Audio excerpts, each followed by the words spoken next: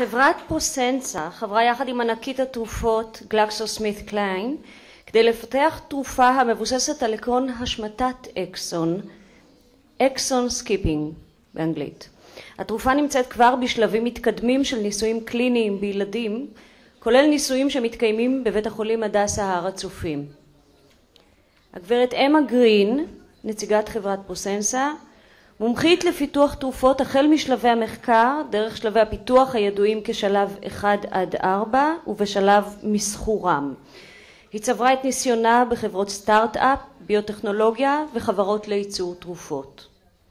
כיום מכהנת גברת גרין כמנהלת מחקר קליני בחברת התרופות ההולנדית פרוסנסה, שמשרדיה ממוקמים באנגליה. החברה מקיימת קשרים הדוקים עם מוסדות אקדמיים ותעשיות על מנת להשיג מהר ככל האפשר את היעדים ששמה לעצמה. גברת גרין, בבקשה.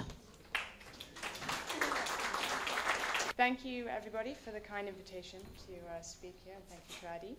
I hope to share with you really the Prosensa journey that's happened with the exon skipping programs. It's been a long time, and I hope I can show you why this takes so long to do. As Professor Sweeney explained, what Prosensa looks at is RNA manipulation or modulation, and that's the platform on which we base our drug development. For us, with Duchenne muscular dystrophy, we look at the exon skipping, which we'll talk about, but also there are other applications within this that could be applicable to other diseases. And part of Prosensa's pipeline is actually within myotonic dystrophy and Huntington's disease also, regarding sort of removal of the mutant RNA. But today, as I say, we focus on Duchenne, and already you've had a nice explanation of dystrophin, and this is our focus, is what is dystrophin in replacing the dystrophin that is lost in a Duchenne patient. And you'll see a number of these types of slides, which are a technique called immunofluorescence. And this allows us to see the dystrophin staining around the cells in a healthy control patient versus nothing in the Duchenne patient. And this relates to the dystrophin gene. We don't change the gene, but we are looking at the way that the process is making the protein. And so in a simplified example of this, oh, sorry, what happened? This is the wrong one. Sorry, I have an animation, so we just need to go to the other slide. That's okay, don't worry. Yes, that's right, thanks. That's okay. And start here. Perfect. Perfect, thank you. So in a simple explanation of where a deletion of the exon 50, the tools that would read the instructions of the gene would not be able to continue because of that stop. So what we do is to have the product, an exon skipping drug, bind, in this example, exon 51 skip, and it hides the next exon along at 51 and allows these two bits to come together like a puzzle, fitting the pieces together. Now this is a very simplified version because it's not always about putting the puzzles together. Some modified dystrophins will not be stable when they're produced. And so it is a little bit more complicated than this, and it won't always be one single deletion. But at the moment we're working on is where a single skip can be done to replace that and put the reading frame back together. As Professor Sweeney explained, that this is to do with Becker muscular dystrophy. We already see in BMD this is a very variable syndrome, ranging very like Duchenne patients, but with a later onset and a slower progression. And what we're hoping to do is even have an asymptomatic. So again, we're not changing the gene, we're not changing by correcting to a normal dystrophin production, but we're hoping to create a shorter modified dystrophin that would make it more like a Becker disease and change the outcome of the Duchenne. And we have some evidence by some of the similar Becker mutations within these regions that we would expect to use with exon skipping of 51. And you can see there's some boys with just allocated CK levels or muscle weakness, muscle cramps, but no weakness in themselves. And this is something we can hope. It may not work for everybody. There will be a very variable range of response to this, but this is at least doing something more than having no dystrophin at all. But it's not quite as simple as that either, because as Professor Nouveau showed, is that there are a number of different exons that will be needed to combat the overall population of Duchenne. with different deletions. And there's even 78% with this list. There's many more very rare mutations as well. And that means we need a menu of drugs. And I wanted to really explain what this takes for Prosensa as a journey to develop. I think perhaps some may find the celebrity familiar to you, Haim Cohen. And what we try to do as Prosensa is create a menu of AONNs. And like producing a menu, you produce dishes that your customers will need. And here's our menu so far, and in 10 years we've come a long way. We already have the exon 51 now that is acquired by GSK in phase 3 trials. We have our exon 44 skip in phase 1 trials, and expecting to come with 2 more in this year, and furthermore 2 within sort of the next couple of years. And this is all our clinical testing so far. And to make the menu, you need your recipe. But like a good chef, you need more than just a recipe. You need actually passion, and you need expertise. And it's not as simple as being in a lab creating a sequence of drug that you can give to a patient to make it all work. You need to actually be able to choose your best ingredients, making that sequence. You need to be able to make that product in large quantities, to be able to produce enough for small animal studies right through to global multi-center clinical trials. And within that, between the testing of clinical and preclinical, there's a lot of approvals and regulatory authority, ethics, and others that you need to seek at every stage of the way. So choosing our ingredient, we chose the oligonucleotides, and the reason for this really is the effectiveness of them and the interference of splicing factors, and that's how the reading produces the protein. Importantly for us is also the high specificity, targeting the areas that we want them to and not to do something else that we don't expect. We choose the best sequences, looking at the characteristics of the sequence, looking at the pharmacokinetics, how the drug works in the body, the ability to actually manufacture in large quantities and larger quantities, and all the testing, both in a tube, in animals, and in the human. We have to choose the best chemistry. Our compounds, as Professor Sweeney mentioned, AVR has morpholino oligonucleotides. We have a different type, which is the methyl oligonucleotides. These are negatively charged, which means they enter the cells very well. They stay in the muscle for a long time, for 29 days. And the most important thing already is we have a good idea about the safety of these types of compounds. Over 3,000 patients have already been tested across different diseases. And that gives us already an idea of what we might need to encounter during our trials and for future human use. And again, I come back to it, but it is important to be able to manufacture these in large quantities. So why do we go through this? We have some data obviously already. This was where we started, looking in a test tube with the muscle cells. We just wanted to prove the theory that exon skipping works. And there's 3 different ways we can look at this. This is an RT-PCR, and in an untreated cell, where you can see there's a deletion here, 45 to 54, this is the larger fragment. However, in a treated cell, you see the skip going from 43 now to 55, having taken away the 44, and this is a much smaller fragment, but obviously the skipping has been effective. We look at the immunofluorescence, where you'd see no dystrophin, but you can actually see dystrophin being produced both before that skip and after that skip in the gene.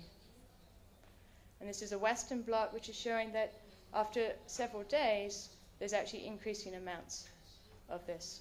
Still smaller than in a healthy patient, but more than a cell that hasn't been treated. And so we take it from the test tube to the animal. You need to be able to test these in a body system, because drugs will work very differently in an entire animal than they will against just a few cells. And this test that we used was with a mouse model that also actually has a human DMD gene inserted as well in a transgenic mouse.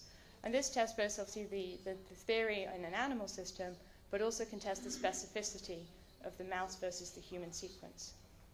And again, you can see there's no staining here in the mouse, which means we haven't affected the dystrophin production there, but we have against the human.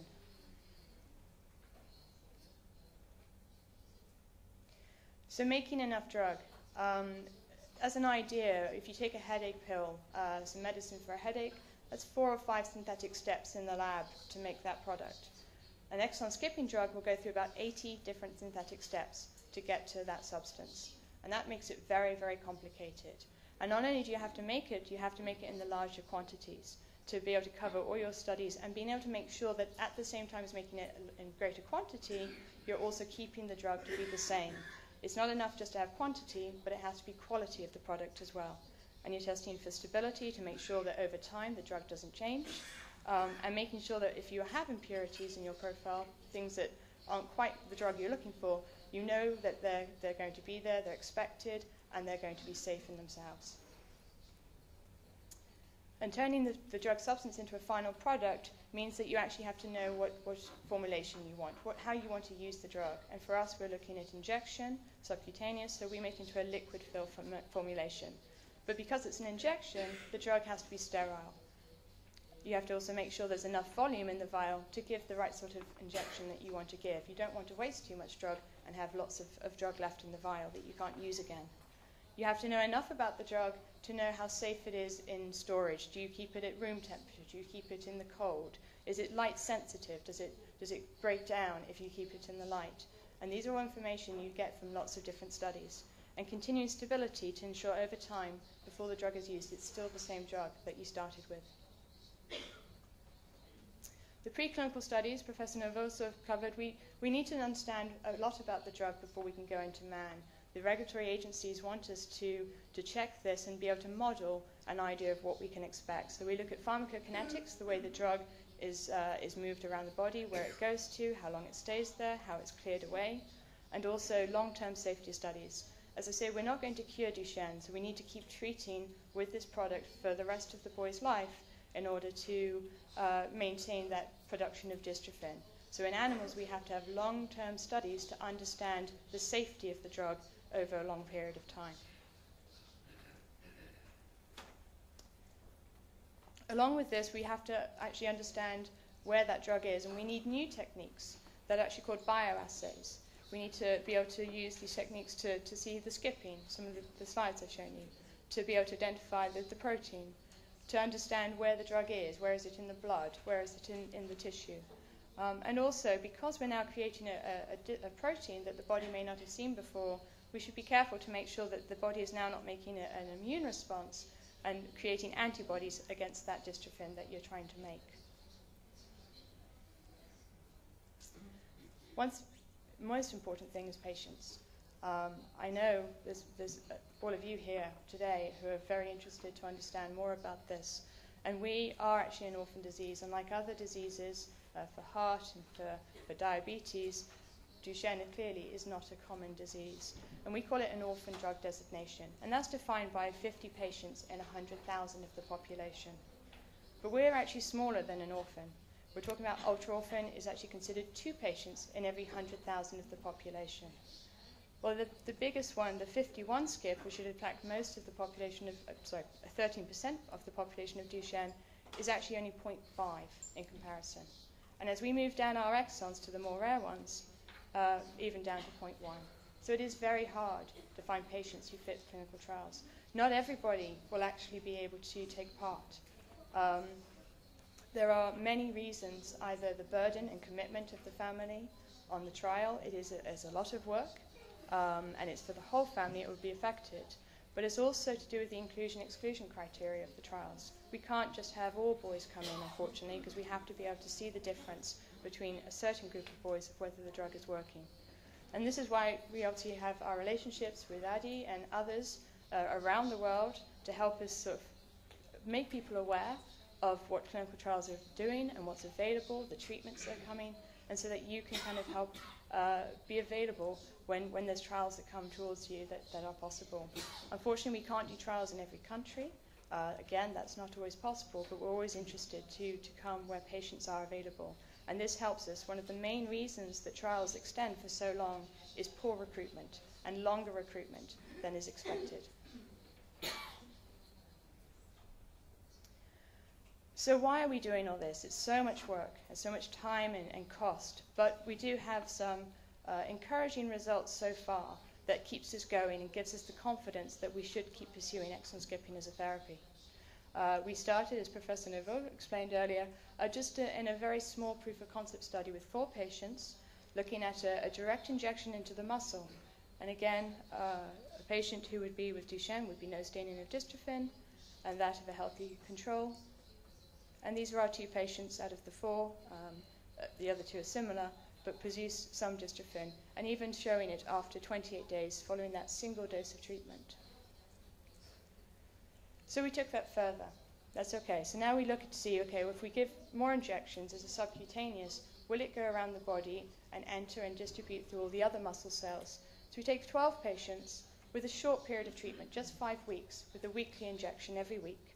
And what was found there is that with the increasing dose, at different doses, more dystrophin is produced.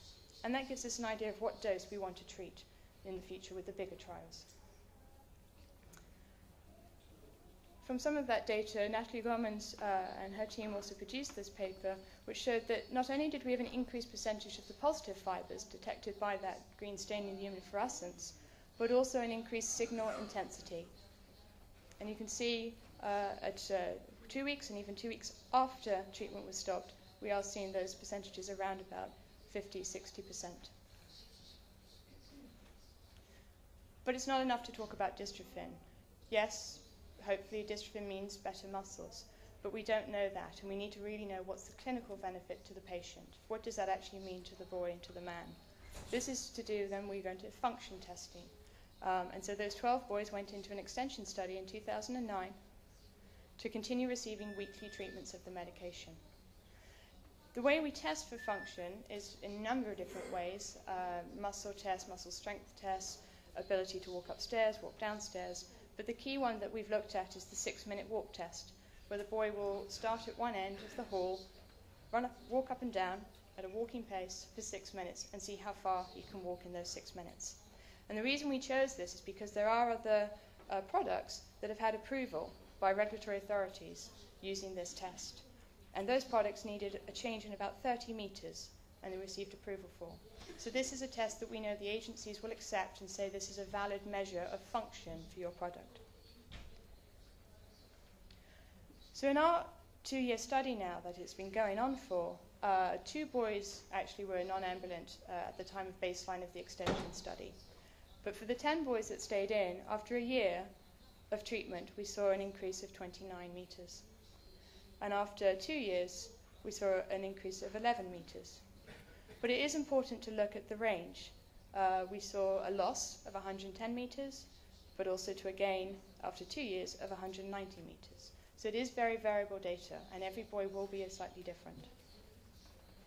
How does this really compare? What does this mean? Because that trial is an open label extension, which means all the boys receive the drug, and there's no comparison for someone who's not receiving the drug.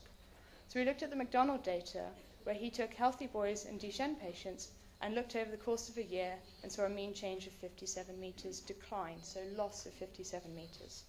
And boys over the age of 7, the actual change over a year is a loss of 115 meters, and 9 out of 10 boys all lost some of that ambulation.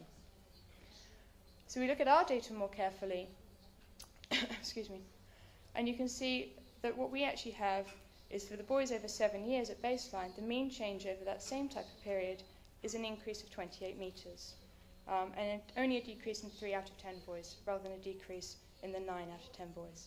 So this is very encouraging data.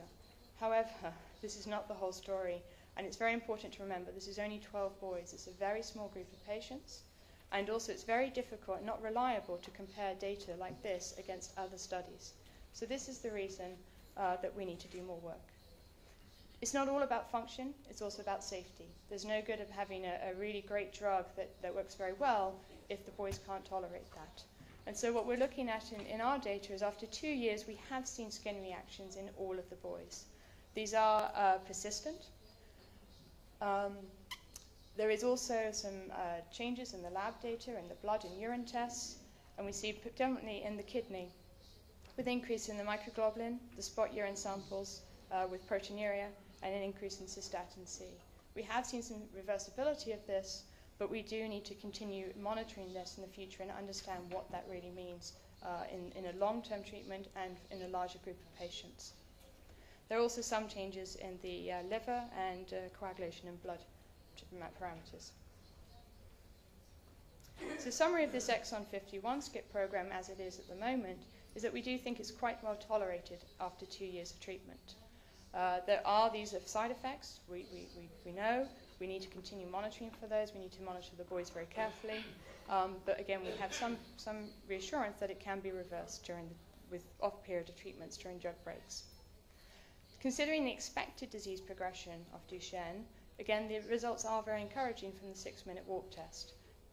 We saw 7 out of 10 boys with at least stabilized disease, but again, this still needs to be really looked at carefully.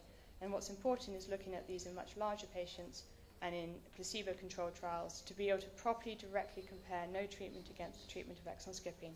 And those are the 2 trials that GSK are currently undergoing. Just to give you an idea also of our exon 44 skip program, it is in phase 1/2 study, but mostly phase 1 we call it. We're looking at different doses in cohorts of boys using subcutaneous injection, but we're also looking at IV. And the reason for that is you're looking at making sure you've got the optimal way of delivering the drug for the best outcome. Just because we have the expertise in so far with the exon 51 skip and taking it as far as we have, it doesn't mean that every single exon is going to be the same, and each brings their own challenge. And Pro44 certainly is one of those, the exon 44. There is a generally high level of spontaneous skipping already within this population. And more important is these vertent fibers that exist, so pockets of dystrophin already being expressed, and makes it difficult to interpret the difference between a treatment effect and that already existed in the patient. But what we really needed as partners, and you've seen the Leiden University Medical Center logo on many of these slides, the ones who brought out this technology that Prosensa took on to develop into drug development, and continue very close collaboration with us. But also we have the strategic partnership with GSK in 2009, which led to them licensing and owning the first product, the exon 51 product. We are obviously committed, say, to Duchenne, and we still have the remainder of these products in development, some of which GSK also may have the option to license and purchase, and Prosensa will take the others to market themselves.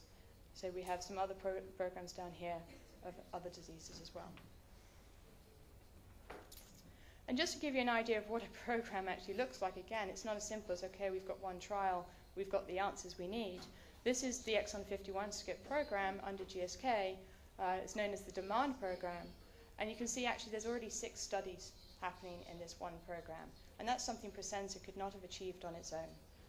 We have the 2 important studies here is the DEMAND 2 117 study, which is looking at different doses comparison, looking at a weekly treatment versus an intermittent treatment which takes a few breaks, versus this is the important global phase 3 study, which is the one that would hopefully take the product to marketing approval if it shows any benefit. And both these studies will run into an extension phase so we can learn more about the drug in longer term trials.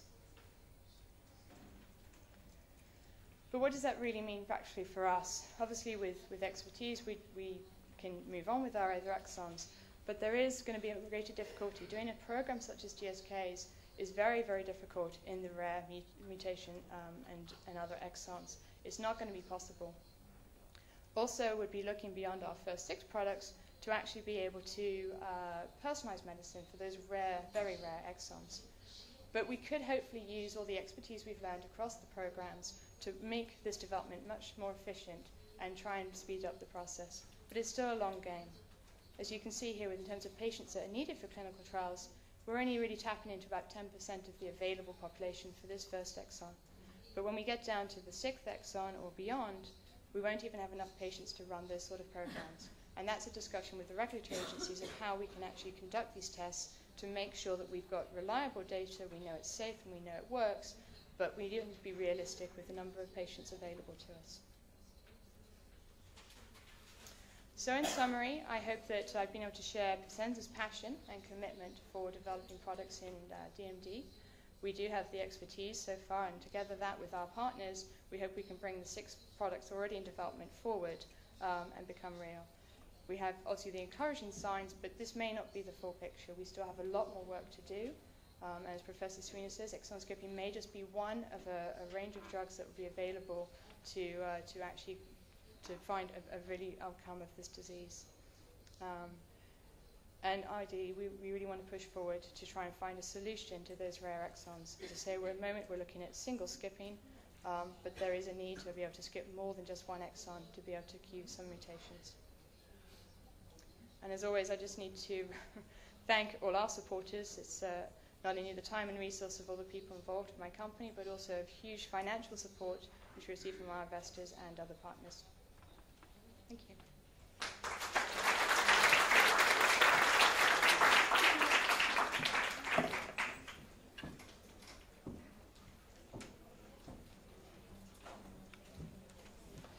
תודה לגברת גרין. לפני מספר שבועות התבשרנו כי משפחה אמריקאית שהקימה קרן על שם בנם חולה הדושן, צ'ארלי, רכשה ידע ממדען ישראלי שעובד כבר שנים רבות על מציאת תרופה חדשנית לטיפול במחלה. זו הפעם הראשונה שמשפחה אחת, ולא עמותה ולא ארגון, מממנת ודוחפת פרויקט כזה. המדען המפתח את התרופה הוא דוקטור מרק פינס, ממכון וולקני בבית דגן. דוקטור פינס סיים את לימודי הדוקטורט שלו באוניברסיטה העברית בירושלים, השתלם במוסד הבריאות הלאומי של ארצות הברית ובאוניברסיטת הרווארד. כיום משמש דוקטור פינס כחוקר בכיר במכון לבעלי חיים במכון וולקני. במחקריו גילה את הפוטנציאל הרפואי הגלום, וזה אתה תעזור לי, בהלופוגינון, כך אומרים? יפה.